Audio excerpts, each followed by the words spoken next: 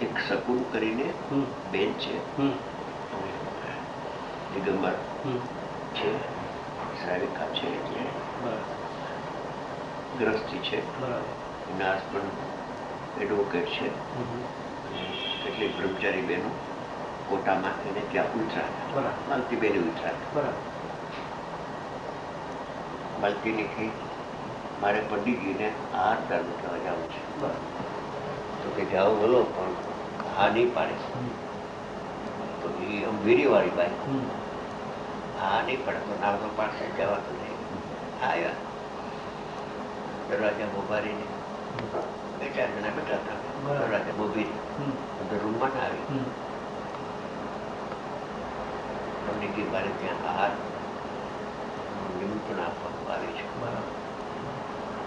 આમ જોયું હા આવે નહીં ના આવે આ શું છે? મનમાં દ્વંદ પૂછ્યો, જોઈ બીજી વાર જોયું, ત્રીજી વાર જોયું, આવી ગયા અંદરથી આવે તો થાય આપણને આગળ પાછળની કઈ વખતે ખબર નહીં. પછી શિબિર હતી, જો અજ્ઞાનીની વાત છે, પછી અપવાદ તમારે એનું એમના લઈ લેવું છે, તો જ્ઞાનીની વાત નહીં, જ્ઞાનીની જ હોય. પછી આવી ઇન્દોર, હું ઇન્દોર શિબિરમાં ગયો, બેન કોટાથી આવ્યા, કેવરાયું આગલે દિવસ કોઈની સાથે ભાઈની મારે મુલાકાત રહી છે, પણ એકાદ બીજું કોઈ મારે મારી બેન આવશે, બીજા વૃદ્ધ બેન હારે આવશે.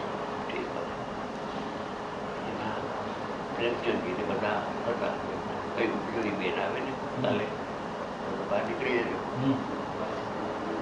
બેન આવ્યા છે, બહાર નીકળ્યા છે, બેઠા બે બેન. બરોબર શું છે?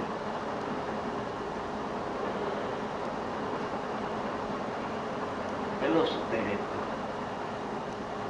મને મારા પિતા મળી ગયા એનો હરખ કરવામાં આવે છે.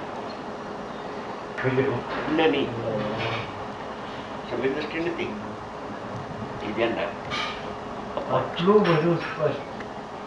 પછી મેં તું પગલી છો, હવે આ જાણવાની વાત રહેવા દે ને, અને હું કહું છું આત્માની વાત તો સાંભળ કે પિતાજી એક શબ્દ તમારો હું સાંભળતી નથી, ચોખ્ખા શબ્દો.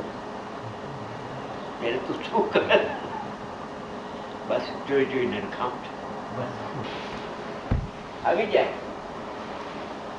કોઈ જ્ઞાનની વાત કરે તો નકાર નહીં કરે, એનો નકાર એ જ્ઞાનનો નકાર, નાયકનો નકાર. બરાબર બરાબર થાય છે તો જ્ઞાનનું જ્ઞાન, એટલે જ્ઞાનની વાત કરે તો નકાર નકાર. આવી વસ્તુ સ્વરૂપ છે. ગુરુદેવના પ્રતાપે બધું ઘણું બહાર આવ્યું.